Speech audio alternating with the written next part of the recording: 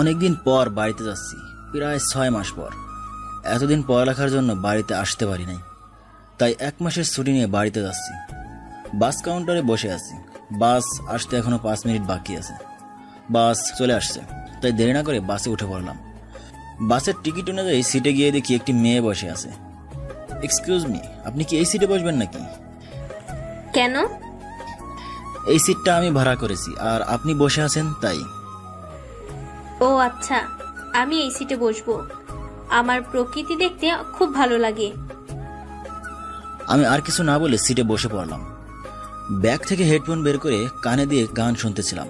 কখন যে ঘুমিয়ে গেলাম বুঝতে পারিনি। এবার আপনাদের পরিচয়টা দেই। আমি সাইফুল ইসলাম পারভেজ। এবার অনার্স 2য় বর্ষে পড়ি, কক্সবাজার। আমি বাবা মায়ের 2য় সন্তান। আমার বড় ভাই আছে, সে অনার্স ফাইনাল ইয়ারে পড়ে। বাসের মধ্যে ঘুমিয়েছিলাম, হঠাৎ একটা ঝাঁকুনির কারণে আমি হুমড়ি খেয়ে পাশে বসা মেয়েটার গায়ে পড়লাম। সরি, আসলে আমি ইচ্ছে করে আপনার গায়ে পড়ি নাই, হঠাৎ ঝাঁকুনির কারণে পড়ে গেছি। আমি বুঝতে পারছি, সমস্যা নেই। বাহ, মেয়েটা তো ভালো। অন্য কোনো মেয়ে হলে এতক্ষণে কেলেঙ্কারি হয়ে যেত। একটা কথা বলি? জি বলেন। না মানে আপনার নামটা জানতে পারি? কেন? না, এই যে আমি আর আপনি একসাথে জার্নি করছি, অথচ কেউ কথা বলছে না। এতে আপনার না হলেও আমার বোরিং লাগছে। পরিচিত হলে গল্প করে যাওয়া যেত, এতে জার্নিটাও আনন্দদায়ক হতো। ঠিক বলেছেন। আমি রুবি ইসলাম। আর আপনি? জি, আমি পারভেজ। তা আপনি কিসে পড়েন? এই তো অনার্স 2য় বর্ষে। আপনি? আমিও তো অনার্স 2য় বর্ষে পড়ি। এইভাবে অনেক গল্প করলাম। বাস নির্দিষ্ট গন্তব্যে পৌঁছে গেছে। ওহে, আমি আর রবি একই শহরে থাকি। বাস থেকে নেমে দেখলাম ভাইয়া দাঁড়িয়ে আছে। আমি তো অবাক, কারণ আমি যে বাসায় আসবো তা তো কাউকে বলি নাই। তাহলে ভাইয়া জানলো কিভাবে? আমি রুবির কাছ থেকে বিদায় নিয়ে সামনে তাকিয়ে দেখি ভাইয়া উধাও। অদ্ভুত, এই মাত্র দেখলাম ভাইয়া দাঁড়িয়ে আছে, এখন দেখি কেউ নাই। মনে হয় ভুল দেখছি। তাই আর কিছু না ভেবে বাসায় এসে কলিং বেল বাজালাম। কিছুক্ষণ পর আম্মু এসে দরজা খুলে দেখে আমি দাঁড়িয়ে আছি। আমি আম্মুকে জড়িয়ে ধরে বললাম, কেমন আছো আম্মু? ভালো আছি বাবা, তুই কেমন আছিস? আর আসার সময় বলে আসবি না? সারপ্রাইজ আম্মু, আমিও ভালো আছি। দেখি সরো, ভিতরে যাব। ভিতরে গিয়ে ফ্রেশ হয়ে খাবার টেবিলে গিয়ে আম্মুকে বললাম, আব্বু আম্মু ভাইয়া কই? তোর আব্বু অফিসে, আর তোর ভাইয়া ভার্সিটি গেছে। ওহ, আপনাদের বলতে ভুলে গেছি, আমার ভাইয়া রাজনীতি করে। তারপর খাবার খেয়ে রুমে এসে ঘুমিয়ে পড়লাম। একেবারে রাত্রে ঘুম থেকে উঠলাম। উঠে আব্বুর সাথে দেখা করে ভাইয়ার রুমে গেলাম। ভাইয়া আসবো? আরে আয়, বস। তা কেমন আছিস? ভালো, তুই কেমন আছিস? আসলে আমরা একে অপরকে তুই করে বলি। ভালো। তা তোর লেখাপড়ার খবর কি? মোটামুটি ভালো। তুই একটু বস, আমি ওয়াশরুম থেকে আসছি। তারপর ভাইয়া চলে গেল। আমি বসে আছি, কিছুক্ষণ পর ভাইয়ার মোবাইলটা বেজে উঠলো। পরপর 4 বার ফোন আসলো। ভাইয়ার আসতে দেরি দেখে আমি পিক করলাম। ওপাশ থেকে মেয়েলি কণ্ঠে বলল, এই তোমার ফোন পিক করতে এত দেরি হয় কেন? আর আজকে না আমার বাস স্টপ থেকে পিক করার কথা ছিল? দেখুন ভাইয়া ওয়াশরুমে গেছে, আর আপনি অনেকবার ফোন দিচ্ছেন, তাই আমি পিক করলাম। বলার সাথে সাথে ফোন কেটে দিল। কিছুক্ষণ পর ভাইয়া রুমে আসলো। মেয়েটা কে? কোন মেয়ে? যার সাথে লুতুপুতু করতেছো?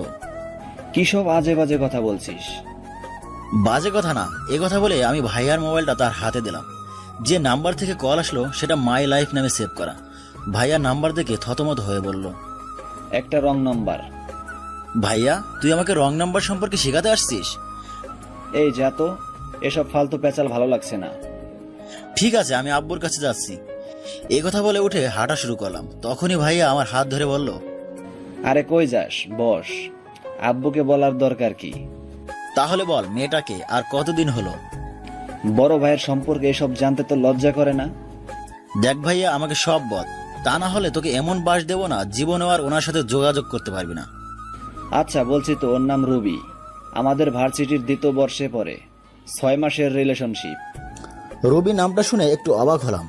বাসে আমার পাশে বসা সেই মেয়েটা না তো? যদি হয় তাহলে তো ভাবি হিসেবে পারফেক্ট। না, তেমন কিছু না। আচ্ছা, কাল আমি তোর সাথে তোদের ভার্সিটিতে যাব। কেন? তোর গার্লফ্রেন্ডের সাথে পরিচয় করিয়ে দিবি। আর আমি দেখবো তোর পছন্দ কেমন। তারপর ভাইয়ার রুম থেকে বেরিয়ে মা বাবার রুমে গিয়ে আসবো। আব্বু আয়, কিছু বলবি? ভিতরে গিয়ে আম্মুর পাশে বসে, আম্মু তুমি বাসার এত কাজ করো, তোমার কষ্ট হয় না? তা হয়, কিন্তু কেন? তোমার কষ্ট কমানোর জন্য একজন পার্টনার আনি। তুই কি বোঝাতে চাচ্ছিস? তুই কি কাজের বুয়ার কথা বলছিস? আমি বলে কি আর তোমরা বুঝো কি? তুই কি বোঝাতে চাচ্ছিস? আমি বোঝাতে চাচ্ছি এটাই যে এ বাড়িতে একটা ভাবির দরকার, মানে এ বাড়িতে একটা পুত্রবধূর দরকার।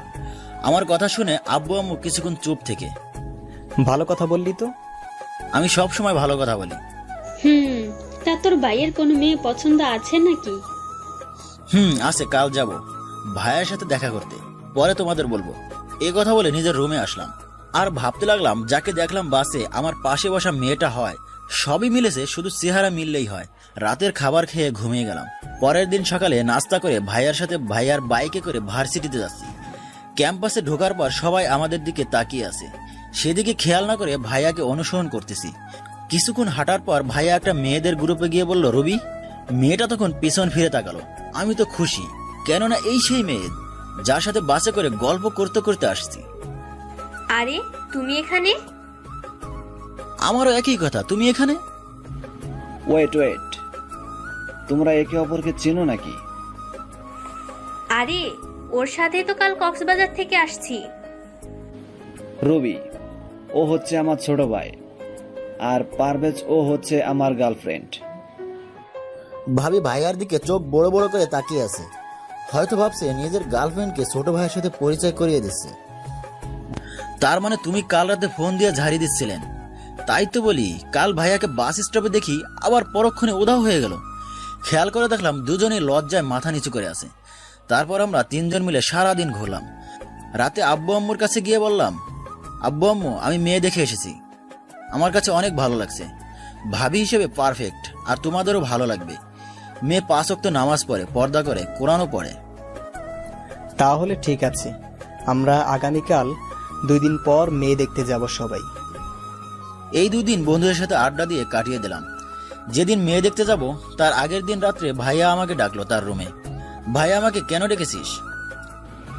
আমাকে একটু হেল্প করতে পারবি? কি সাহায্য ভাইয়া? রবিকে নাকি কাল ছেলেপক্ষ দেখতে আসবে, তুই একটু বাবা মাকে বল না রবির ব্যাপারে। আচ্ছা যাচ্ছি। তারপর ভাইয়ার রুম থেকে বের হয়ে ছাদে গিয়ে হাসতে হাসতে পেট ব্যথা করে ফেললাম। ও, এসব ব্যাপারে ভাইয়া এবং ভাবিকে বলি নাই, তাদের সারপ্রাইজ দেব বলে। তারপর ছাদ থেকে সিরিয়াস মোডে গিয়ে বললাম, ভাইয়া তোর জন্য দুঃখের খবর আছে। আমার কথা না শুনে ভাইয়ার মুখে আমাবস্যা নেমে আসছে। এটা দেখে আমার ভীষণ হাসি পেল, তবুও হাসিটা আটকে রেখে ভাইয়ার পাশে বসলাম। কি হয়েছে ভাইয়া? আমি গিয়া আব্বু আম্মুরে বলছি, তখন আব্বু বলছে কাল তোরে নিয়া আব্বুর বন্ধুর মেয়ে দেখতে যাবে। এখন কি হবে? এদিকে রবি চিন্তা করতেছে, কাল তাকে দেখতে আসবে। ভাই কিছু একটা কর না প্লিজ। আমি কি করব? আব্বু বলছে মেয়ে পছন্দ হলে নাকি আংটি পরিয়ে আসবে। আমার কথা শুনে ভাইয়া মাথায় হাত দিয়ে বসে আছে। ভাইয়ার অবস্থা দেখে না হেসে পারলাম না, তাই রুম থেকে বের হয়ে হেসে গড়াগড়ি খেয়ে একই অবস্থা করে ফেললাম। তারপর ভাইয়ার রুমে গেলাম। ভাইয়া আমি একটা বুদ্ধি পাইছি। কি বুদ্ধি? ভুলে গেছি। দূর হয় এখান থেকে। আব্বুকে এখন আপাতত বলছি যাতে কাল মেয়ে পছন্দ হলে আংটি না পরায়, আর তুই ভাবিকে একটা কল দিয়ে বলিস চিন্তা না করতে। তুই কি করবি? যা বলছি তাই কর। আচ্ছা। তারপর আমি ভাইয়ার রুম থেকে নিজের রুমে চলে আসি। মোবাইলে গেমস খেলে সময় পার করে দেই। কিছুক্ষণ পর আম্মু রাতের খাবার খাওয়ার জন্য ডাক দিল, তাই খাবার খেয়ে রুমে এসে কিছুক্ষণ ফেসবুক ব্যবহার করে ঘুমিয়ে গেলাম। পরের দিন ঘুম থেকে উঠে ফ্রেশ হয়ে নাস্তা করলাম। তারপর বন্ধুদের সাথে আড্ডা দিয়ে 11টা বাজে বাসায় আসলাম। তারপর গোসল করে রেডি হয়ে নিচে আসলাম। তারপর ভাইয়ার হবু শ্বশুর বাড়ির উদ্দেশ্যে রওনা দিলাম। ভাইয়াকে দেখলাম মন খারাপ করে আছে। ভাইয়া আর কিছুক্ষণ, এরপর তুই নিজেই বিয়ে করার জন্য উতলা হয়ে যাবি। কি যা তা বলছিস? আমি বিয়ে করলে রুবিকেই বিয়ে করব। আহারে ভালোবাসা। দেখ হাসবি না, আমার কিন্তু রাগ হচ্ছে। এভাবে কথা বলতে বলতে চলে আসলাম। গাড়ি থেকে নেমে বাসার ভিতরে যাওয়ার জন্য হাঁটা দিলাম। ভাইয়া হুট করে দাঁড়িয়ে গেল। কিরে দাঁড়িয়ে গেলি কেন? এ বাসাটা কেমন চেনা চেনা লাগছে। আরে এটা তো রুবিদের বাসা। এই 2 দিন রুবি ভাবির কথা চিন্তা করতে করতে মাথা নষ্ট করে ফেললি নাকি? কার বাসাকে বলছিস রুবিদের বাসা? ভিতরে গিয়ে ভাইয়ার হবু শ্বশুর শাশুড়ির সাথে বিনিময় করলাম। ভাইয়া আস্ত একটা হারামি, রবি ভাবির সাথে প্রেম করে অথচ রবি ভাবির বাবা মাকে চেনে না। আমি তো ভেবেছিলাম এখানেই ধরা পড়ে যাব। কিছুক্ষণ পর রবি ভাবিকে নিয়ে আসা হলো, কিন্তু এ কি, দুজনেই দেখি নিচের দিকে তাকিয়ে আছে। আরে আরে হাদারাম, একবার সামনের দিকে তাকা। না হবে না, আমাকেই কিছু করতে হবে। কি ব্যাপার ভাইয়া ভাবি, তোমরা নিচের দিকে তাকিয়ে আছো কেন? সামনে তাকাও। আমার কথা শুনে দুজনের দিকে তাকিয়ে বড় সড়ো একটা টাসকি খেলো। এরপর দুজনে আমার দিকে রাগী ভাব নিয়ে তাকালো, আর আমি মুস্কি মুস্কি হাসছি। 7 দিন পর বিয়ের তারিখ ঠিক হলো। সেখান থেকে বাড়িতে আসার সাথে সাথে ভাইয়া আমার কান ধরে তার রুমে নিয়ে দরজা বন্ধ করে দিয়ে আমার দিকে এগিয়ে আসছে। আমার অবস্থা পুরোই কেরোসিন। ভাইয়া হাত উপরে উঠালো, আমি সাথে সাথে চোখ বন্ধ করে ফেললাম। কিন্তু না, মায়ের দেয় নাই, আমাকে জড়িয়ে ধরে আছে। আমিও ধরে আছি। কিছুক্ষণ পর ছেড়ে দিয়ে, তোকে অনেক অনেক ধন্যবাদ। এটা কি হলো? ভাবির জিনিস আমাকে দিচ্ছিস কেন? তুই খুব শয়তান হয়ে গেছিস। এইসব কথা স্যার, এখন আমাকে বকশিস দে। কিসের বকশিস?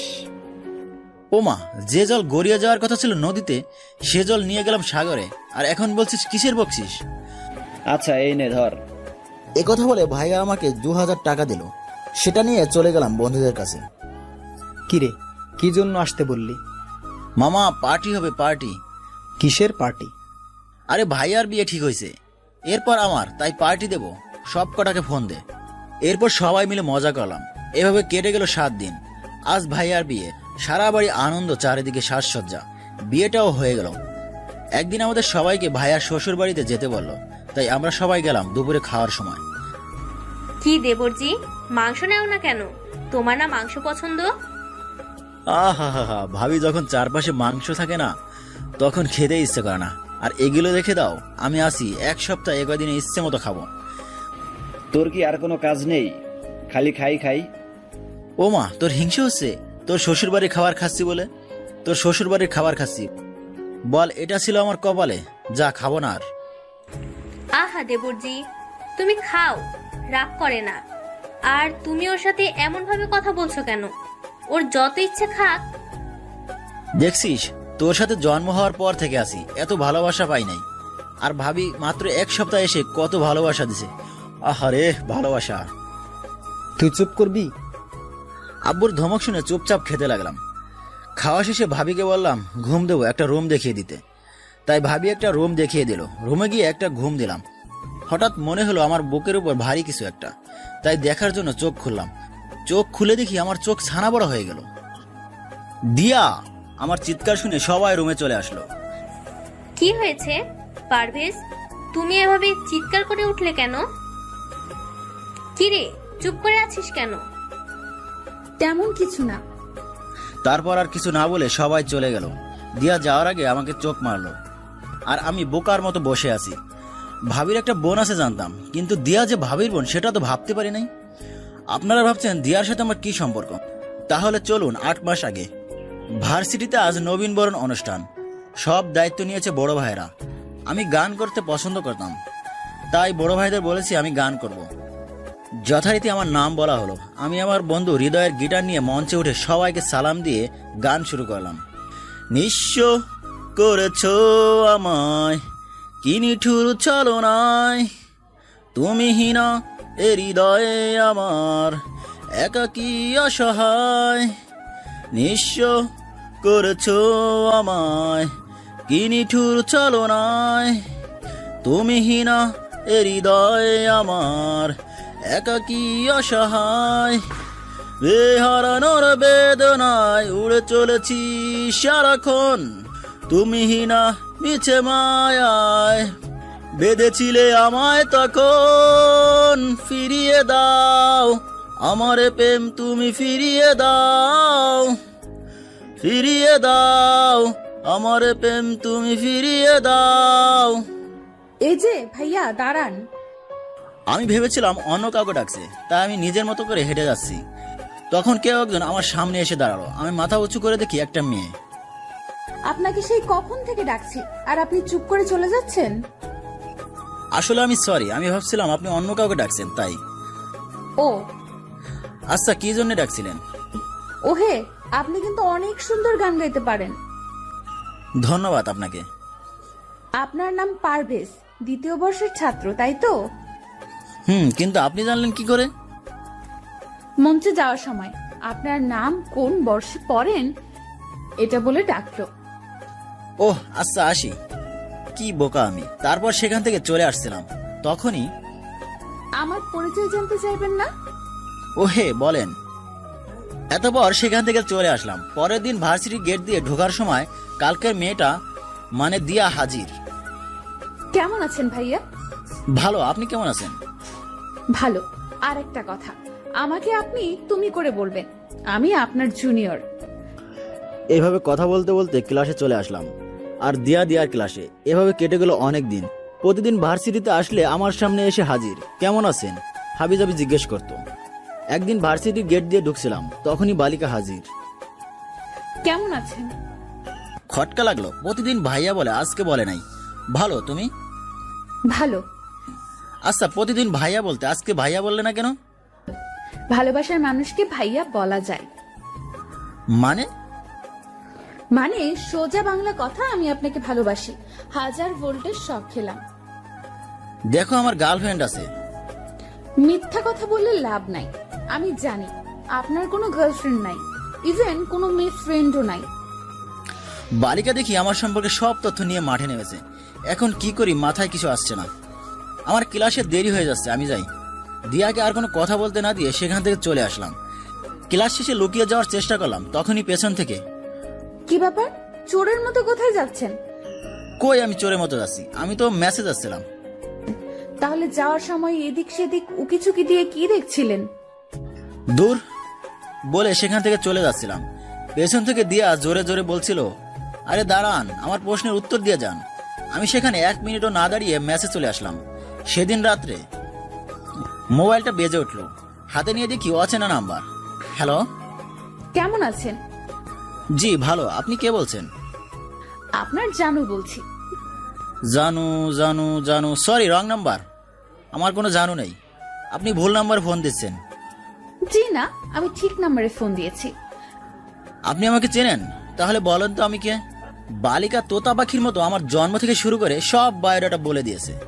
এবার আমি অবাক না হয়ে পারলাম না, সাথে সাথে বালিকাকে জিজ্ঞেস করলাম, এই আপনি কে বলেন তো? আর আমার সম্পর্কে আপনি এত কিছু জানলেন কি করে? আমি আপনার জানু। আরে আজব, আপনার নাম কি সেটা তো বলেন। নাম বললে চাকরি থাকবে না। কি, আপনি আমার সাথে কথা বলার জন্য চাকরি নিয়েছেন?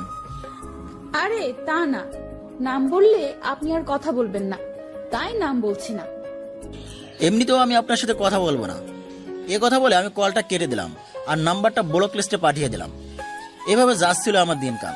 ভার্সিটিতে দিয়া জ্বালাতন করে, আর রাত্রিবেলা সেই অচেনা মেয়ে। বুঝি না অপরিচিত মেয়েটি এত নাম্বার কই পায়। 10টির মতো নাম্বার ব্লক করেছি, কিন্তু সেই মেয়েটির জ্বালাতন কমে নাই। আচ্ছা, এটা দিয়া নয় তো? কথাগুলো ক্যাম্পাসে একা বসে বসে ভাবছিলাম, তখনই দিয়ার আগমন। এইখানে একা বসে বসে কি ভাবছেন? আমাকে বলতেন, তাহলে একসাথে বসে কথা বলতাম। আচ্ছা, তুমি এত নাম্বার কই পাও? মানে? এই যে আমি তোমার 10টি নাম্বার ব্লক করেছি, তারপরও প্রতিদিন কল দাও, এত নম্বর কই পাও? আপনাকে কে বলেছে যে আমি আপনাকে ফোন দিয়ে কল দেই? আমি জানি তুমি প্রতিদিন কল দাও, এমন করো কেন? কারণ আমি আপনাকে ভালোবাসি। দূর, এসব ভালো লাগে না। আমার অধিকার আমি আদায় করব। দেখো, আমি প্রেম ভালোবাসা বিশ্বাস করি না। তাহলে চলেন আমরা বিয়ে করি। তুমি কি পাগল? হ্যাঁ, আমি আপনার প্রেমের পাগল। দূর, প্লিজ আমাকে একটু ভালোবাসেন, আমি আর কিছুই চাই না। আমি আর কিছু না বলে সেখান থেকে চলে আসলাম। আমারও ভালোবাসতে ইচ্ছে হয়, কিন্তু ভীষণ ভয় হয় যদি হারিয়ে ফেলি, তাই ভালোবাসতে ইচ্ছে করে না। এভাবে কেটে গেল 8 মাস। এই 8 মাস দিয়া কতবার যে আমাকে ভালোবাসি বলেছে তার হিসেব নেই। আমি নিশ্চিত আমার পরিবর্তে যদি অন্য কাউকে এতদিন বলতো, তাহলে হয়তো তাদের রিলেশন হয়ে যেত। কিন্তু আমি ভয়ে সামনে এগোতে পারছি না। আমি যাকে ভালোবাসবো তাকে সারা জীবনের জন্য ভালোবাসবো। দরজা খোলার শব্দে অতীত থেকে বর্তমানে আসলাম। তাকিয়ে দেখি দিয়া অনেক পরিবর্তন হয়ে গেছে। এই কয়দিনে চোখের নিচে কালো দাগ পড়ে গেছে, আগের থেকে অনেক চিকন হয়ে গেছে। এতদিন হয়তো ঠিক মতো খাওয়া দাওয়া করে নাই। কি দিয়া দরজা বন্ধ করছে কেন? এ কি, তুমি দরজা বন্ধ করছো কেন? চুপ, একটা কথা বলবেন না। এই কথা বলে আমার দিকে এগিয়ে আসছে। আরে আজব, তুমি আর কিছু বলতে না দিয়ে আমাকে জড়িয়ে ধরে 4 ঠোঁট এক করে দিল। আমি ছাড়ানোর চেষ্টা করেছি কিন্তু পারছি না। বুঝলাম না আমার থেকে দিয়ার গায়ে এত শক্তি আসলো কোথা থেকে। এভাবে 7-8 মিনিট থাকার পর ছেড়ে দিল। এতক্ষণ থাকার ফলে দুজনে হাঁপিয়ে গেলাম। আমি জোরে জোরে নিঃশ্বাস নিচ্ছি।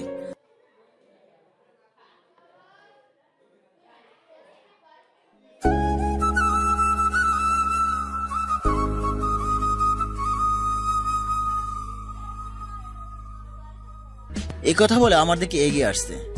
আরে আজব, তুমি আর কিছু বলতে না দিয়ে আমাকে জড়িয়ে ধরে 4 ঠোঁট এক করে দিল।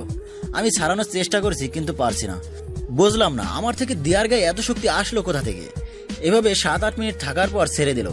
এতক্ষণ থাকার ফলে দুজনে হাঁপিয়ে গেলাম। আমি জোরে জোরে নিঃশ্বাস নিচ্ছি। লাগে, এই কয়দিন আপনার ফোন বন্ধ কেন? জানেন আমি কত চিন্তায় ছিলাম। আসলে এই কয়দিন আমি ইচ্ছা করে ফোন বন্ধ করে বাসাটা ব্যবহার করছি। আচ্ছা, একটা কথা বুঝলাম না, তুমি যদি ভাবির বোন হও তাহলে বিয়ের দিন তোমাকে দেখলাম না কেন? আমি গতকালকে বাড়িতে আসি। এতদিন আমার পরীক্ষা ছিল, জানেন আপনার চিন্তায় আমার পরীক্ষাও খারাপ হয়েছে। আমাকে নিয়ে চিন্তা করতে তোমাকে কে বলছে? ভালোবাসি তো তাই। উফ দিয়া, তোমাকে কতবার বললাম তোমাকে আমি ভালোবাসতে পারবো না। কেন পারবেন না? ভয় হয়, ভীষণ ভয় হয় যদি হারিয়ে ফেলি। আমার ভয় হয় না, তারপরও আমি আপনাকে ভালোবাসি। প্লিজ আমাকে একটু ভালোবাসেন। তখনই দরজায় টোকা পড়লো।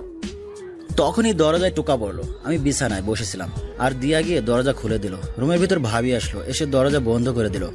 ভাবির কর্ম দেখে আমি অবাক হলাম। ভাবি এসে আমার সামনে বসলো আর দিয়া আমার পাশে দাঁড়িয়ে আছে। আমি মাথা নিচু করে বসে আছি। আমি সব কিছু জানি। ভাবির এমন কথায় মাথা নিচু থেকে উপর করে ভাবির দিকে তাকালাম। দেখি ভাবি আমার দিকে তাকিয়ে আছে। দিয়ার দিকে তাকিয়ে দেখি মাথা নিচু করে আছে। তুমি কিসের কথা বলছো ভাবি? ভাবি একটা দীর্ঘশ্বাস ফেলে দিয়ার দিকে তাকিয়ে বললেন, আমার বোন তোমাকে ভালোবাসে আর তুমি তাকে বাসো না। আমি ভাবির কথা শুনে দিয়ার দিকে তাকালাম। দিয়া সেখান থেকে কান্না মুখ নিয়ে চলে গেল। আমি ভাবির দিকে অবাক হয়ে তাকালাম। অবাক হচ্ছ তাই না? আমি মাথা নাড়িয়ে হ্যাঁ উত্তর দিলাম। দিয়া আমাকে সব বলেছে। ভাবি একথা বলে চুপ হয়ে গেলেন। আমিও কিছু বলছি না, শুধু চুপ করে আছি। ভাবি কিছুক্ষণ পর চুপ থেকে বললেন, ও তোমাকে সেদিন থেকে ভালোবাসে যেদিন তোমার সাথে দিয়ার প্রথম কথা হয়, মানে যেদিন তোমাদের নবীনবরণ অনুষ্ঠান ছিল। দিয়া আমার বোন হলেও আমি ছিলাম ওর বেস্ট ফ্রেন্ড। ও আমাকে তোমার ব্যাপারে সব বলেছে। ও আমাকে তোমার ব্যাপারে সব বলেছে। তুমি যে তাকে অবহেলা করো এ কথাও আমাকে বলেছে। তুমি যেদিন ওর নাম্বার ব্লক করছো না, দিয়া আমাকে কান্না করে সব বলেছে। পরে আমি তাকে বলি যে তোমাকে সে এক এক দিন তার এক এক বান্ধবীর নাম্বার থেকে কল দেয়। সেদিন আমি কক্সবাজার যাই তোমাকে দেখার জন্য, কিন্তু তুমি সেদিন আসো নাই। আজ যখন তুমি আমাদের বাসায় আসো তখনই দিয়া আমাকে ডেকে বলে যে তুমি সেই ছেলে। আমি কি বলবো বুঝতে পারছি না। একটা মেয়ে আমাকে এতটা ভালোবাসে যে আমার সাথে কথা বলার জন্য এত কিছু করেছে, আর আমি তাকে শুধু অবহেলা করেছি। প্লিজ ছোট ভাই, আমার বোনটাকে ফিরিয়ে দিও না। ও তোমাকে সত্যি অনেক ভালোবাসে, যেটা আমি তোমার ভাইকে কোনোদিন ভালোবাসতে পারবো কিনা জানি না। আমার থেকে কোনো উত্তর না পেয়ে ভাবি চলে গেল। আর আমি বসে বসে ভাবছি কি করব, কিছুই বুঝতে পারছি না। একটা মেয়ে আমার ভালোবাসা পাওয়ার জন্য ব্যাকুল হয়ে আছে, কিন্তু ভয়, না না, ভয় করলে চলবে না। ভয় করলে জীবনে কাউকে ভালোবাসতে পারবো না। সৃষ্টিকর্তা যাই করেন ভালোর জন্যই করেন। তাহলে দিয়াকে ভালোবাসতে ক্ষতি কি? না না, আর কিছু ভাবতে পারছি না। আর কিছু না ভেবে রুম থেকে বের হয়ে ভাবিকে খুঁজতে লাগলাম, কিন্তু কোথাও পাচ্ছি না। খুঁজতে খুঁজতে রান্নাঘরে গিয়ে পেলাম। এদিক সেদিক তাকিয়ে দেখি কেউ আছে কিনা। না, কেউ নেই। এখনই বলা যায়, ভাবি কি? আমি রাজি। কি রাজি? দিয়াকে আর ফিরিয়ে দেব না, তবে একটা শর্ত আছে। কি শর্ত? তুমি কিন্তু বাবা মাকে ম্যানেজ করবে। একটু মুচকি হেসে, সবাই রাজি শুধু তুমি ছাড়া। এখন তুমিও রাজি? মানে সবাই রাজি? কেমনে কি? তুই যেমন আমাদের জন্য করেছিস, আমরাও তেমন তোদের জন্য করলাম। সত্যি? লাভ ইউ ভাইয়া ভাবি। এত খুশি হয়ে লাভ নেই। আগে তোমাদের পড়ালেখা শেষ হোক, তারপর বিয়ে। ভাবি দিয়া কই? মনে হয় ও রুমে আছে। আমি আর কিছু না বলে সব কটা রুম দেখতে লাগলাম, কিন্তু কোথাও দিয়াকে দেখতে পাচ্ছি না। তাই আবার ভাবির কাছে গেলাম। দিয়াকে তো কোথাও খুঁজে পাচ্ছি না ভাবি। মনে হয় ছাদে আছে। যখন ওর মন খারাপ থাকে তখনও ছাদে যায়। আমি আর কিছু না ভেবে ছাদের উদ্দেশ্যে দৌড় দিলাম। ছাদে উঠে দেখি দিয়া এক কোণে দাঁড়িয়ে আপন মনে আকাশ দেখছে। আমি গিয়ে দিয়ার পাশে দাঁড়ালাম। আমিও আমিও কি? ভালোবাসি। দিয়া কিছু না বলে চুপ করে আছে। বুঝতে পারছি আমার উপর অভিমান করে আছে। কিভাবে অভিমান ভাঙাবো বুঝতে পারছি না। আমি দিয়ার কাছ থেকে একটু দূরে গিয়ে দুহাত দুদিকে প্রসারিত করে আই লাভ ইউ দিয়া, আই লাভ ইউ। তখনই অনুভব করলাম কে যেন আমাকে খামচি দিয়ে জড়িয়ে ধরলো। সে আর কেউ নয়, দিয়া। আমার বুকে মুখ লুকিয়ে কান্না করছে। করুক কান্না, এটা হয়তো ওর জীবনের সুখের কান্না।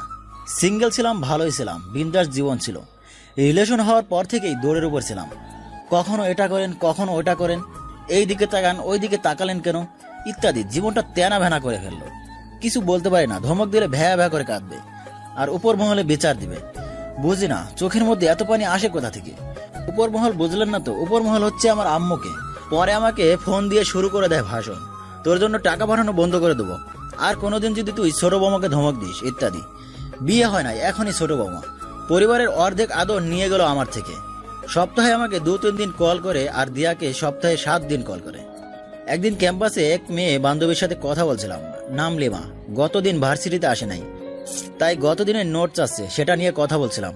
কথা শেষ না হতেই পেছন ফিরে দেখি দিয়া কোমরে হাত দিয়ে চোখ বড় বড় করে তাকিয়ে আছে। কি হলো, এভাবে তাকিয়ে আছো কেন?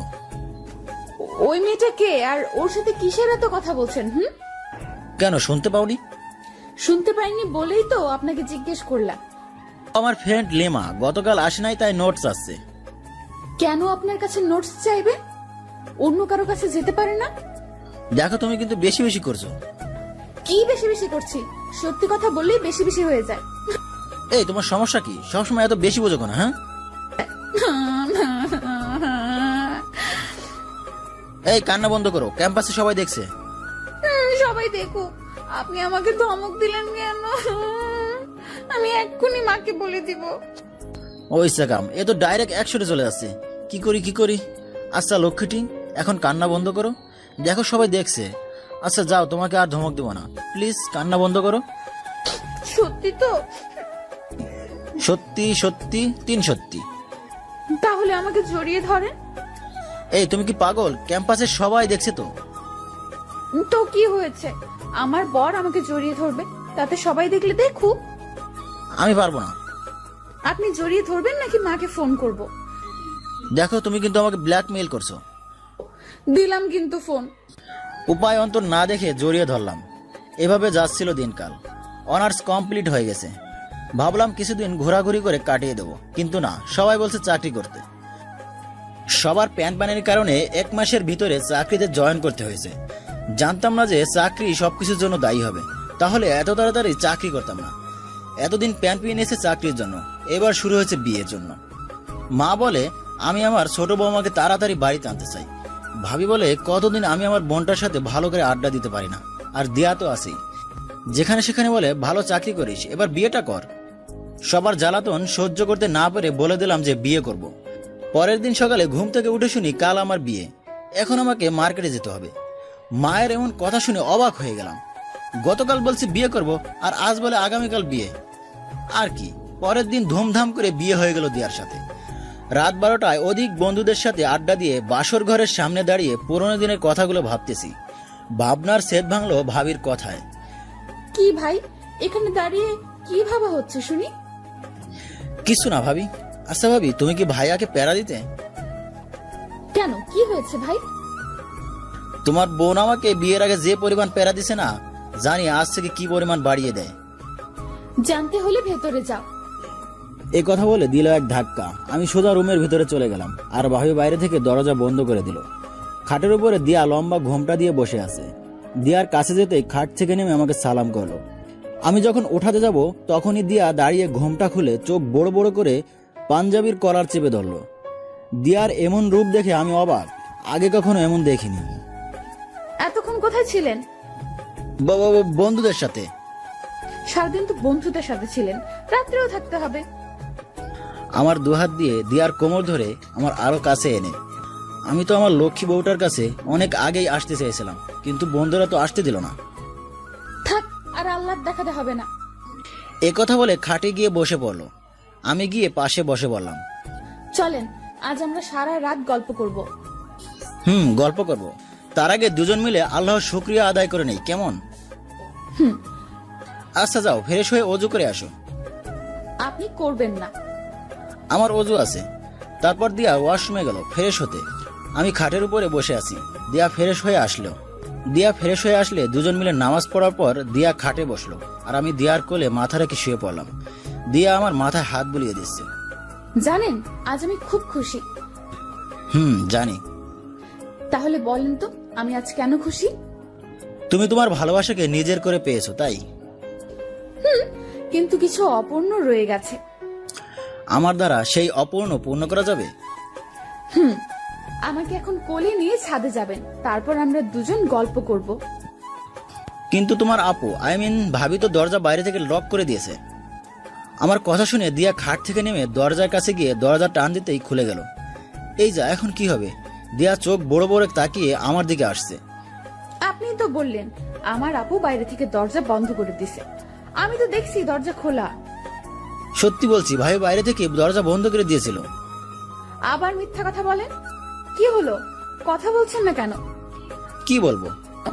কিছু বলতে হবে না, আমাকে এখন কোলে করে ছাদে নিয়ে চলুন। আমি আর কিছু না বলে দিয়াকে কোলে করে ছাদে নিয়ে গেলাম। ছাদে গিয়ে দেখি ভাইয়া ভাবি দাঁড়িয়ে গল্প করছে, তাই দ্রুত দিয়াকে কোল থেকে নামিয়ে দিলাম। আমাদের দেখে ভাইয়া ভাবি হাসা শুরু করছে। আমি আর দিয়া লজ্জায় মাথা নিচু করে আসি। কি রে দিয়া, তুই আমার ভাইটারে দৌড়ের উপরে রাখিস কেন? দৌড়ের উপর রাখছি মানে? ভাবি চুপ করো তো। ওই, আপনি চুপ করেন। আপু, তুমি বলো ভার্সিটিতে কি? আল্লাহ, এখন ভাবি তো সব বলে দিবে। তাহলে আমার কি হবে? কিছুই মাথায় আসছে না। তুই নাকি ভার্সিটিতে পারভেজকে দৌড়ের উপরে রাখতি। মিথ্যা কথা ভাবি, মিথ্যা কথা বলো না। মিথ্যা বলা মহাপাপ। মিথ্যা কথা না সত্য কথা তা ভালো করে বুঝে গেছি। এ কথা বলে রাগ দেখিয়ে দিয়া নিচে চলে গেল। ভাবি, এখন এ কথা বলার কি দরকার ছিল? ভাবি বলল, যাও ভাই, তুমি দৌড়ের উপর থাকো। এ কথা বলে ভাইয়া ভাবি দুজনে হাসা শুরু করলো। আমার জান যায় যায় অবস্থা। দিয়ার রাগ সহজে ভাঙানো যায় না। আমি দ্রুত রুমে চলে আসলাম। এসে দেখি দিয়া খাটের উপরে বসে আছে। আমি রুমের দরজা বন্ধ করে খাটের কাছে যেতেই, একদম খাটে ওঠার চেষ্টা করবেন না। কেন খাটে উঠবো না? কেন মানে? আমি আপনাকে দৌড়ের উপর রাখি, তাই না? সত্যি বলছি, আমি এ কথা বলি নাই। তাহলে কি বলছেন? আমি শুধু বলছি তুমি আমাকে প্যারা দাও। কি? আমি আপনাকে প্যারা দেই? এ কথা বলে একটা বালিশ ছুঁড়ে মারলো আমার দিকে। যান, নিচে গিয়ে ঘুমান। নিচে ঘুমালে তোমার কষ্ট হবে না? না, হবে না। কেন, তুমি না আমাকে ভালোবাসো? এখন বাসি না। এটা কেমন বিচার? এটা ভালো বিচার। আমাকে ক্ষমা করা যায় না?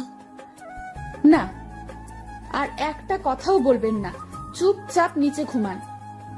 একথা বলে দিয়া শুয়ে পড়লো, আর আমি নিচে শুয়ে আছি। তো কি হয়েছে?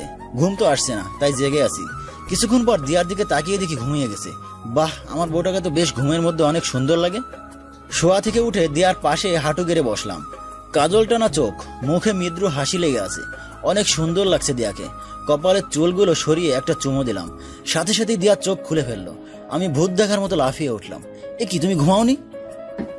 এক দৃষ্টিতে কারো দিকে তাকিয়ে কপালে চুমু খেলে ঘুম আসে। ও, তার মানে তুমি জেগেছিলে? আচ্ছা, আমি সরি এখনকার জন্য। এ কথা বলে নিচে শুয়ে পড়লাম। কি নিষ্ঠুর বউ, একবারও বলো না নিচে ঘুমানো লাগবে না, উপরে আসেন। হইছে, আর নিচে ঘুমাতে হবে না, উপরে আসুন। বাহ বাহ, আমার মনের কথা সত্যি হলো দেখি। সত্যি উপরে আসবো? দিয়া আমার বুকের উপর ঘুমাবে? কেন? আমার না অনেক শখ, আমার বউ প্রতি রাতে আমার বুকের উপর ঘুমাবে। ও মা, তাই নাকি? আর কি কি শখ আছে? এখন ঘুমাও, পরে বলবো। তারপর দিয়ার মাথায় হাত বুলিয়ে দিলাম। দিয়া ঘুমিয়ে গেছে, আমিও ঘুমিয়ে গেলাম। এভাবে যাচ্ছিল দিনকাল। এরই মাঝে যে কোম্পানিতে কাজ করি সেখান থেকে একটা ফ্ল্যাট ও প্রমোশন দেওয়া হলো দক্ষ কাজের জন্য। ফ্ল্যাটের বিষয় বাড়িতে বললে আম্মু বলল আমি আর দিয়া যেন সেই ফ্ল্যাটেই থাকি। তখন বললাম, কেন, তুমি না বলতে এই বাড়িতে তোমার ছোট বৌমাকে দেখতে চাও? ফ্ল্যাটে গেলে কিভাবে দেখবা?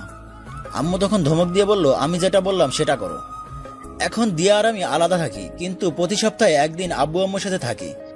আজ সন্ধ্যায় অফিস থেকে আসার সময় একটা সবুজ রঙের শাড়ি কিনলাম। বাসায় গিয়ে কলিং বেল দেওয়ার সাথে সাথে দিয়া দরজা খুলে দিল। মনে হলো দরজার ওপাশে অপেক্ষা করছিল। বাসার ভিতরে যাওয়ার আগে দিয়ার কপালে একটা চুমু দিলাম।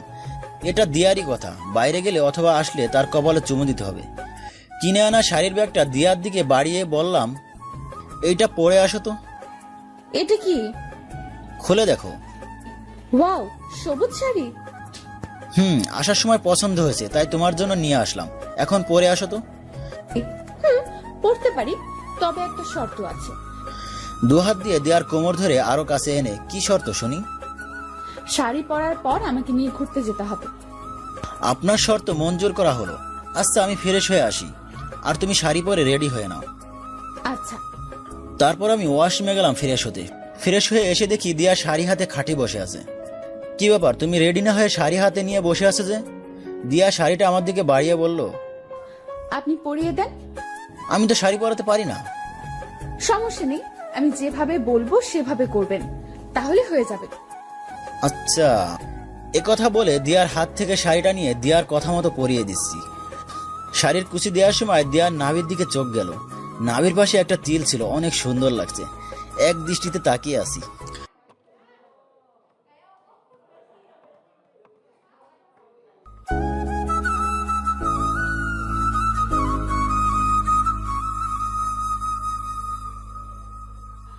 আচ্ছা।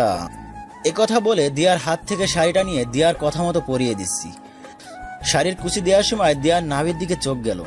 নাভির পাশে একটা তিল ছিল, অনেক সুন্দর লাগছে। এক দৃষ্টিতে তাকিয়ে আছি। কি ব্যাপার, কি ভাবছেন?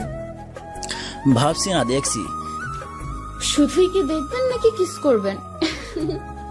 দিয়ার কথা শুনে অবাক হলাম, কিভাবে মনের কথাটা ধরে ফেললো। আসলে আমারও কিস করতে ইচ্ছে করছে, তাই দেরি না করে কিস করে ফেললাম। তারপর কুচিটা ঠিক করে দুজন মিলে ঘুরতে গেলাম। এইভাবে যাচ্ছিল দিনকাল। এরই মাঝে আমাদের পরিবারে নতুন অতিথি হিসেবে ভাই আর ছেলে সন্তান হলো। তাকে দেখতে আমরা হসপিটালে গেলাম। দেখতে অনেক কিউট হয়েছে। রাত্রে ঘুমানোর সময় দিয়া বলল, একটা কথা বলবো, শুনবেন? বলো। আমার না ওইরকম একটা কিউট বেবি লাগবে। এত তাড়াতাড়ি না, আরো পরে। আমার তাড়াতাড়ি লাগবে। আচ্ছা, এখন ঘুমাও, সেটা পরে দেখা যাবে। এই কথা বলে আমি দিয়ার মাথায় হাত বুলিয়ে দিলাম। দিয়া ঘুমিয়ে গেল, আমিও ঘুমিয়ে গেলাম। আমাদের সংসার জীবন সুখেই যাচ্ছিল। কয়েক মাস পর সন্ধ্যায় বাসায় শুয়ে এলাম। দিয়া রান্নাঘরে আমার জন্য লুডুস রান্না করছে। কিছুক্ষণ পর দিয়া একটা বাটিতে করে লুডুস নিয়ে আসলো। কি ব্যাপার, একটা বাটি কেন? তুমি খাবে না? খাবো। তাহলে তোমারটা কই? কেন, আপনি আমাকে খাইয়ে দেবেন? ও আচ্ছা, বসো। তারপর দুজন মিলে লুডুস ভাত করে খেলাম। খাওয়া শেষ হলে দিয়া বাটি নিয়ে চলে গেল, আর আমি মোবাইল দিয়ে গেম খেলতেছিলাম। কিছুক্ষণ পর দিয়া রুমে আসলো। ও, একটা কথা বলতে ভুলে গেছি। কি কথা? আগামীকাল আমাদের বাসাতে মেহমান আসবে। অনেক কাজ, আপনাকেও আমার সাথে থাকতে হবে। সে না হয় থাকলাম, কিন্তু কে আসবে? ওই যে আমেরিকাতে থাকে না মেজো খালামণি, ওনারা। ও আচ্ছা, আমি বসকে ফোন করে বলছি কাল ছুটি দেওয়ার জন্য। আচ্ছা। দিয়া রুম থেকে চলে গেল কাজ করতে। আমি বসকে ফোন করলাম। আসসালামু আলাইকুম স্যার। ওয়ালাইকুম আসসালাম। কি ব্যাপার পারভেজ সাহেব, এ সময় ফোন? সব ঠিক আছে তো? জি স্যার, সব ঠিক আছে, তবে আগামীকাল আমার ছুটি লাগবে। কিন্তু পারভেজ সাহেব, আগামীকাল তো একটা ইম্পর্টেন্ট মিটিং আছে, সেখানে আপনাকে থাকতে হবে। স্যার, আমার ছুটিটাও তো বেশ জরুরি। আচ্ছা, আপনি মিটিংয়ে অ্যাটেন্ড করে চলে যাবেন। আচ্ছা স্যার, ধন্যবাদ। স্বাগতম। এটা শোনার পর দিয়া মন খারাপ করে ফেলে। মন খারাপ করার কিছু নেই, আমি তাড়াতাড়ি চলে আসবো। তুমি কি কিছু নিয়ে চিন্তিত? না না না না, কেন? না, এমনি মনে হলো। দিয়াকে কিছু নিয়ে চিন্তিত মনে হচ্ছে, কিন্তু কি নিয়ে? দিয়া তো আমাকে সব কিছুই বলে, হয়তো অন্য কিছু নিয়ে। পরের দিন সকালে আমি অফিসে চলে গেলাম। দিয়া বাসায় একা সব কাজ করছে। সকাল 11টায় বাসার কলিং বেল বেজে উঠল। দিয়া গিয়ে দরজা খুলে দিয়ে দেখে তার খালা খালু। আসসালামু আলাইকুম খালা, খালু, তোমরা কেমন আছো? আমরা ভালো আছি, তোরা কেমন আছিস? আমরাও ভালো আছি। লিমন, তুই কেমন আছিস? লিমন হচ্ছে দিয়ার খালাতো ভাই। দিয়ার 1 বছরের বড়। তবে একে অপরকে তুই করে বলে। ভালো। তা দুলাভাই কই, দেখছি না যে? উনি তো অফিসে, তোমরা বসো। তারপর দিয়া সবাইকে শরবত দেয়। খাওয়ার পর সবাইকে রুম দেখিয়ে রেস্ট নিতে বলে। দিয়া রান্নাঘরে চলে যায়। দিয়া রান্নাঘরে রান্না করছে, সে সময় লিমন রান্নাঘরে যায়। তুই এখানে? কিছু লাগবে? না, কিছু লাগবে না, তবে একটা কথা। দেখ, আমি এখন কাজ করছি, তোর ফালতু কথা শোনার সময় নেই। তারপরেও তোকে শুনতে হবে। আমি দেশে থাকতে তোকে অনেকবার প্রপোজ করেছি, থাপ্পড় পর্যন্ত খেয়েছি, তারপরেও ভালোবাসি, তোর পিছু ছাড়েনি। আর আমি আমেরিকাতে যাওয়ার পরে বিয়ে করে নিলি। দেখ, আমি এখন এসব কথা মনে করতে চাই না। কিন্তু আমি তো চাই। আচ্ছা বাদ দে, এখন বল, তোকে সুখ দিতে পারে? আমার এসব নিয়ে কথা বলার বিন্দু মাত্র ইচ্ছে নেই। এই কথা বলে দিয়া ঘরে যাওয়ার সময় লিমন দিয়ার হাত ধরে ফেলে। লিমন, হাত ছাড়। আগে আমার প্রশ্নের উত্তর দে। আমি তোকে হাত ছাড়তে বলছি। না, ছাড়বো না। এরপর দিয়া ঘুরে একটা চর মারলো লিমনের গালে। তুই যা এখান থেকে। কেন রে দিয়া, কি হয়েছে? দেখো না খালামণি, লিমন সেই আগের মতো আমার সাথে ঝগড়া করছে। বলছি আমি এখন কাজ করছি, কিন্তু মানছে না। কি রে লিমন, ও তোকে বলছে না এখন কাজ করছে, তাহলে ঝগড়া করছিস কেন? তুমি তো জানো ওর সাথে ঝগড়া না করলে আমার ভালো লাগে না, তাই করি। তাই বলে কাজের সময়? এখন যা তুই ড্রয়িং রুমে গিয়ে টিভি দেখ। তা কি রান্না করছিস দিয়া? এই তো দেখো, লিমন রান্নাঘর থেকে ড্রয়িং রুমে গিয়ে টিভি দেখছে আর রাগে ফুঁসছে। দুপুর 12টার সময় মিটিং শেষ করে বাসায় আসলাম। সবার সাথে কুশল বিনিময় করে ফ্রেশ হতে গেলাম। দুপুরে খাবার সময় সবাই একসাথে বসলাম। তা লিমন, তুমি এখন কি করছো? এই তো আব্বুর ব্যবসা দেখাশোনা করছি। ভালো। তা দেশে আসছো না, আবার চলে যাবা? না, আছে আর যাবো না, এখানেই থাকবো চিন্তা করলাম। গুড। এই দিয়া খালুকে মাংস দাও। লিমন, তুমি কিছু নিচ্ছ না যে? না, আমার আর কিছু লাগবে না। আজকে খুব কষ্ট হয়েছে, তাই না? না, খালামণি সাহায্য করছে, তাই তেমন কষ্ট হয়নি। তারপর দিয়া নিজেকে ছাড়িয়ে বাকি কাজগুলো করতে চলে গেল। আমিও দিয়ার সাহায্য করতে দিয়ার পেছন পেছন গেলাম। এখন দিয়াকে চিন্তিত মনে হয়, উদাসীন হয়ে থাকে, জিজ্ঞেস করলেও কিছু বলে না। এভাবে যাচ্ছিল দিনকাল। এখন আর দিয়াকে উদাস হয়ে বসে থাকতে দেখি না। আজ সন্ধ্যায় অফিস থেকে বাসায় এসে দেখলাম দিয়াকে অনেক খুশি খুশি লাগছে। কি ব্যাপার, তোমাকে আজ এত খুশি খুশি লাগছে কেন? একটা সারপ্রাইজ আছে। কি সারপ্রাইজ, জানতে পারি? হুম, কেন, আমার জন্য না সারপ্রাইজ? তাহলে আমি জানতে পারবো না কেন? জানতে পারবেন, তার আগে আমার জন্য বিরিয়ানি নিয়ে আসেন। সেটা অফিস থেকে আসার আগে ফোন করলেও পারতে। তখন ফোন করলে কি আর এখন আপনাকে রেস্টুরেন্টে পাঠাতে পারতাম? ওহো, আমি পারবো না। আবার বলেন তো। আর বলতে পারলাম না, কারণ দিয়া ঘুরে তার দু ঠোঁট দিয়ে আমার ঠোঁট দুটো শুয়ে দিল। এভাবে অনেকক্ষণ থাকার পর দিয়া ছেড়ে দিল। এবার বলেন পারবেন না। পারবো, যদি আরেকটা দাও। এখন হবে না, আগে আমার জন্য বিরিয়ানি নিয়ে আসেন। আচ্ছা। এতবার বাসা থেকে বের হয়ে রেস্টুরেন্টের উদ্দেশ্যে রাস্তা দিয়ে হেঁটে যাচ্ছিলাম। রেস্টুরেন্ট এখান থেকে বেশি দূরে নয়, হেঁটে গেলে 10-12 মিনিট লাগে। আরে দুলাভাই, কোথায় যাচ্ছেন? কে যেন পেছন থেকে কথাটা বললো, তাই পেছন ফিরে দেখি লিমন। আরে লিমন, তুমি? তা কোথায় যাচ্ছেন? এদিকে রেস্টুরেন্টে। আর তুমি সেই যে আমার বাসা থেকে আসলে, আর তো আসলে না। কাজে ব্যস্ত, তাই যেতে পারছি না। ও আচ্ছা। আর এদিকে একটা কাজ আছে, তাই যাচ্ছি। আচ্ছা ভাইয়া, আপনার মোবাইলটা একটু দিবেন?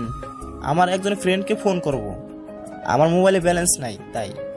আমি তো মোবাইল বাসাতে রেখে আসছি। ও আচ্ছা, তাহলে আমি যাই, ভালো থাকবেন। আর কাজ শেষ হলে আমাদের বাসাতে আইসো। আচ্ছা। তারপর যে যার গন্তব্যে হাঁটা শুরু করলাম। বাসায় দিয়ে আমার মোবাইলে আমাদের যত ছবি আছে তা এক এক করে দেখছিল। তখনই একটা মেসেজ আসে। দিয়া মেসেজটি ওপেন করে পড়ার পর দিয়ার মাথায় যেন আকাশ ভেঙে পড়লো। কারণ মেসেজটি ছিল, জানো তুমি কবে দিয়াকে ডিভোর্স দিবা? আমার আর একা থাকতে ভালো লাগছে না, তুমি যত দ্রুত পারো দিয়াকে ডিভোর্স দিয়ে দাও। মেসেজটি পড়ার পর দিয়ার চোখ দিয়ে অঝোর ধারায় বৃষ্টি নামছে। আবার দিয়া মনে মনে ভাবছে হয়তো কেউ মজা নেওয়ার জন্য এমন করছে। তাই সে নাম্বারটা উঠিয়ে কল করলো। কল করার সাথে সাথে রিসিভ করে। উপাস থেকে মেয়েলি কণ্ঠে, কি ব্যাপার জানো, এই সময় ফোন দিলাম? তুমি তো বলছিলা বাসায় থাকলে কল না দিয়ে মেসেজ দিতে। ও বুঝি তুমি এখনো বাসায় যাও নাই, তাই না? দিয়া আর কিছু শুনতে পারছিল না, তাই ফোন কেটে দেয়। দিয়া কথাগুলো মনে মনে ভাবছে আর কাঁদছে। কাঁদতে কাঁদতে ফ্লোরে বসে পড়ে। রেস্টুরেন্ট থেকে 4 প্যাকেট বিরিয়ানি নিয়ে বাসায় ফেলাম। বাসায় এসে দেখি পুরো বাসা অন্ধকার। বাসায় আলো জ্বালিয়ে টেবিলে বিরিয়ানি প্যাকেট রেখে রুমে গিয়ে দেখি দিয়া নেই। খাটের উপরে আমার মোবাইল, তার নিচে একটা সাদা কাগজ। সাদা কাগজ বললে ভুল হবে, একটা চিঠি। চিঠিটা হাতে নিয়ে পড়তে শুরু করলাম। ভেবেছিলাম আপনাকে একটা সারপ্রাইজ দেবো, কিন্তু আপনি আমাকে এত বড় সারপ্রাইজ দেবেন আমি কল্পনাও করতে পারি নাই। কি দোষ করেছি আমি? আপনাকে ভালোবেসে বিশ্বাস করেছি, এটাই আমার দোষ। আমার জন্য পাগলিটা কিভাবে না সারপ্রাইজ দিল, একদম ইমোশনাল করে ফেললো। মোবাইলটা পকেটে ঢুকিয়ে দেয়া দেয়া, কিন্তু কোনো সারা শব্দ নেই। পাগলিটা গেল কই? এত সুন্দর একটা সারপ্রাইজ দিল আর পাগলিটা কোঠায় চুপটি করে বসে আছে। তাই সব কটা রুম ঘুরে দেখি, না কোথাও নেই, বাথরুমেও নেই। কোথায় গেল? দেয়ার তো ছাদে যাওয়ার অভ্যাস, তাই দ্রুত ছাদে গেলাম, কিন্তু না, দেয়া তো ছাদেও নেই। গেল কই? হঠাৎই ফোনটা বেজে উঠলো। পকেট থেকে বের করে দেখি ভাবি। বাহ, ভালো সময় কল করেছে। ফোনটা ধরে, হ্যালো ভাবি। ছি পারভেজ, ছি, তুমি এত খারাপ, এত নীচ। তোমাকে আমি কত ভালো ভাবছিলাম, আর তুমি একটা লম্পট। কি করে পারলে তুমি আমার বোনের সাথে এমন করতে, যে কিনা তোমাকে এত ভালোবেসেছিল? আর তুমি, ছি। মানে আমি তো কিছুই বুঝতেছি না, আর এদিকে দিয়াকে কোথাও খুঁজে পাচ্ছি না। আর তুমি কি বলছো এসব? না বুঝার ভান করে লাভ নেই, আমরা সবাই জেনে গেছি। আর দিয়াকে খুঁজে লাভ নেই, ও আব্বুর বাসায় চলে গেছে। যার কিনা অন্য মেয়ের সাথে সম্পর্ক আছে, তার সাথে আমার বোন কি করে থাকবে? তুমি কি বলছো এসব? অন্য মেয়ের সাথে সম্পর্ক মানে? আর অবধ সেজে লাভ নেই। হ্যালো ভাবি, হ্যালো। এ বাবা, এনার আবার কি হলো? এ বাবা, এনার আবার কি হলো? কি সব উল্টা পাল্টা বলে ফোন কেটে দিল। আর কি বললো, আমার অন্য মেয়ের সাথে সম্পর্ক আছে? এটা কেমন কথা? দিয়া ওদের বাসাতে? কি হচ্ছে এসব? আমি তো কিছুই বুঝতে পারছি না। দিয়াকে একটা ফোন দিয়ে দেখি রিং হচ্ছে, ফোন ধরছে না কেন? দিয়াকে বারবার ফোন দিচ্ছি কিন্তু রিসিভ হচ্ছে না। এদিকে আমার শরীরে ঘামের বন্যা বয়ে যাচ্ছে। এক অজানা ভয়ে কি হচ্ছে আমি তো কিছুই বুঝতে পারছি না। এদিকে দিয়াও ফোন ধরছে না। আরো কয়েকবার দেওয়ার পর দিয়া ফোন ধরলো। হ্যালো হ্যালো দিয়া, কি হয়েছে? আমার ফোন ধরছো না কেন? আর এখন তুমি কোথায়? আমি দিয়া না, দিয়ার মা বলছি। আসসালামু আলাইকুম মা। দিয়া, কি হয়েছে? হঠাৎ করে না জানিয়ে চলে গেল কেন? কি হয়েছে জানো না? কেন এমন করলে তুমি আমার মেয়ের সাথে? আরে আমি কি করলাম দিয়ার সাথে? আমি তো ওকে ভীষণ ভালোবাসি। আমারও কান্না আসতেছে। কি হয়েছে? আমি যার কারণে দিয়া আমাকে ছেড়ে চলে গেল, আমাকে তো একটা বারও বলতে পারতো। আমি কি এমন দোষ করেছি? কি করনি তুমি? আমার মেয়ের জীবন কেন নষ্ট করলে? আমার মেয়েকে তোমাকে কম ভালোবাসতো, যার কারণে তুমি অন্য মেয়ের সাথে রিলেশন করছো। মানে অন্য মেয়ের সাথে রিলেশন মানে? হ্যালো হ্যালো, উফ, কি হচ্ছে এসব? কথা বলার আগেই ফোন কেটে দিল। আর কি বলবো, অন্য মেয়ের সাথে রিলেশন, এসবের মানে কি? আমাকে জানতে হবে কি করেছি আমি। তাই বাসা থেকে বের হলাম, দিয়াদের বাসার উদ্দেশ্যে রওনা দিলাম।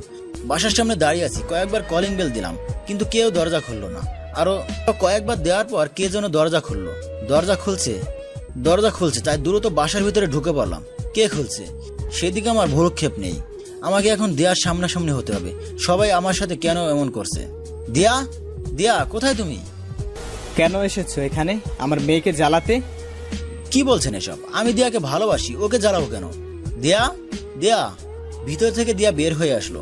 চোখ দুটো লাল হয়ে ফুলে গেছে। অনেকক্ষণ যাবৎ কান্না করলে যা হয়। আমি কিছু না ভেবে দিয়াকে গিয়ে জড়িয়ে ধরলাম। কি হয়েছে তোমার? আমাকে না বলে চলে এসেছো কেন? আর সবাই কি বলছে এসব? দিয়া নিজেকে ছাড়িয়ে আমাকে ধাক্কা দিল। আমি 4-5 হাত পিছে চলে গেলাম। দিয়ার এমন কাণ্ড দেখে চোখ বড় বড় হয়ে গেল। যে মেয়েটাকে জড়িয়ে ধরলে বলতো চুমু দেন, আজ সে আমাকে ধাক্কা দিয়ে সরিয়ে দিল। এখানে আসছেন কেন? যান এখান থেকে। কোথায় যাব? কেন? যাকে মন প্রাণ দিয়ে ভালোবাসেন তার কাছে যান। আমি তো শুধু তোমাকে ভালোবাসি। এ কথা আর কয়জনকে বলছে? মানে কি বলছো তুমি? কি বলছি বুঝেন নাই? এই কথা বলে দিয়া আমার রুম থেকে মোবাইলটা নিয়ে মেসেজ অপশনে গিয়ে সেই মেসেজটা দেখালো। এতক্ষণ পর বুঝলাম সবাই কেন এমন করছে। এই মেসেজটাই যে এটার কারণ হবে বুঝতে পারি নাই। আমি আর কিছু না বলে দিয়ার হাত ধরে রুমে নিয়ে গেলাম। রুমে নিয়ে গিয়ে দিয়াকে খাটের উপর বসিয়ে রুমের দরজা বন্ধ করে দিলাম। পাগলিটা এখনো কেঁদেই যাচ্ছে। আমি পাশে গিয়ে বসে হাত দিয়ে চোখের পানি মুছে দিচ্ছি। দিয়া এক ঝটকায় আমার হাত সরিয়ে নিল। বাবা, এত রাগ! আমাকে বিশ্বাস করো না? না, করি না। যাকে ভালোবাসো তাকে বিশ্বাস করো না? দিয়া এবার কিছুই বলছে না, চুপ করে আছে। বুঝতে পারলাম দিয়া আমাকে বিশ্বাস করে, আবার করে না। দিয়া এক গোলক ধাঁধায় পড়ে গেল, যেখান থেকে আমাকে ওঠাতে হবে। এই মেসেজটাই সব কিছুর মূল। দিয়া কিছু বলছে না, চুপ করে আছে। যে নাম্বার থেকে মেসেজ আসছে সেই নাম্বারটা উঠিয়ে কল দিলাম। রিং হওয়ার কিছুক্ষণ পর রিসিভ হলো। হ্যালো লিমা, কি করিস? এই তো ভাইয়া, অফিসের কিছু ফাইল আছে সেগুলো চেক করছি। তুমি? আর বলিস না, তোর ভাবি আমার সাথে রাগ করে বাপের বাড়ি চলে আসছে। এখন রাগ ভাঙাতে হবে, তার পাশে বসে আছি। কেন, কি হয়েছে ভাইয়া? ওই যে তোর সেই মেসেজ, আর কথা বললি না তারপর থেকে। কি বলো, এত কিছু হয়ে গেছে? ভাবিকে মোবাইলটা দাও তো। হ্যালো, ঠিক আছে, ক্ষমা করে দিলাম, স্বাগতম। তারপর লিমা কল কেটে দিল, আর দিয়া আমার দিকে রাগী লোক নিয়ে তাকালো। আমি হো হো করে হেসে উঠলাম। দিয়া কিছু না বলে আমার বুকে কিল ঘুষি মারছে। আমি তাকে জড়িয়ে ধরে কপালে একটা চুমু দিলাম। আমাকে যখন এতই ভালোবাসো তাহলে অবিশ্বাস করলে কেন? আমি তো অবিশ্বাস করিনি। যখন মেসেজটা পড়েছিলাম তখন মনে হয়েছিল কেউ মজা করছে। পরে যখন কল দিলাম আর লিমা না টিমা ওই কথাগুলো বললো, বিশ্বাস না করলে পারলাম না। আসলে আমিও দুঃখিত এমন করার জন্য। লিমাকে যখন আমাদের লাইফ হিস্ট্রি বলছি তখন সে বলল এমন করে তোমাকে বাজিয়ে দেখবে। আমিও সরি আপনাকে অবিশ্বাস করার জন্য। শুধু কি সরি বললে হবে? তুমি যে সবাইকে বলছো সবাই এখন আমাকে অবিশ্বাস করছে, তার সমাধান কি হবে? যখন আমি বলেছি তাহলে সমাধান আমিই করব। তারপর দিয়া সবাইকে বোঝালো, সবাই ব্যাপারটা বুঝতে পারলো। আব্বু আম্মু তোমাকে ধমক দিয়ে বললো এমন ফাজলামে যেন আর না করি। অফিসে বসে কাজ করছিলাম, তখনই ভাবি ফোন দিল। হ্যাঁ ভাবি বলো। ভাই, তুমি জলদি সিটি হসপিটালে চলে আসো, আমরা দিয়াকে নিয়ে আসছি। আমি আর দেরি না করে সিটি হসপিটালের উদ্দেশ্যে রওনা দিলাম। হসপিটালে গিয়ে দেখি সবাই বাইরে বসে আছে। আমি কাছে গিয়ে ভাতিজা নাইমকে কোলে নিলাম। আমার অনেক চিন্তা হচ্ছে। চিন্তা করিস না, সব ঠিক হয়ে যাবে। কিছুক্ষণ পর ডাক্তার ওটি থেকে হাসি মুখে বের হয়ে আসলো। আমি দ্রুত ডাক্তারের কাছে গেলাম। ডাক্তার, আমার স্ত্রীর কি অবস্থা? কনগ্রাচুলেশন, আপনার পুত্র সন্তান হয়েছে। মা এবং সন্তান উভয়ই ভালো আছে। Thanks doctor, thanks. আমরা কি এখন দেখা করতে পারবো? নিশ্চয়ই। সবাই ভিতরে গেল। কেউ বলছে দাদার মতো হয়েছে, কেউ বলছে নানার মতো। আমি দরজায় হেলান দিয়ে দাঁড়িয়ে তাদের কাণ্ড দেখছি। ভাবি ভাইয়া কই? তোমার ভাইয়া মিষ্টি আনতে গেছে। ছেলেকে পেয়ে কি ছেলের মাকে ভুলে গেছেন? কি করে আমি আমার পৃথিবীকে ভুলে যাব? বলে দিয়ার কপালে একটা চুমু দিলাম। আমাদের ছোট্ট সংসারে নতুন একজন যুক্ত হলো।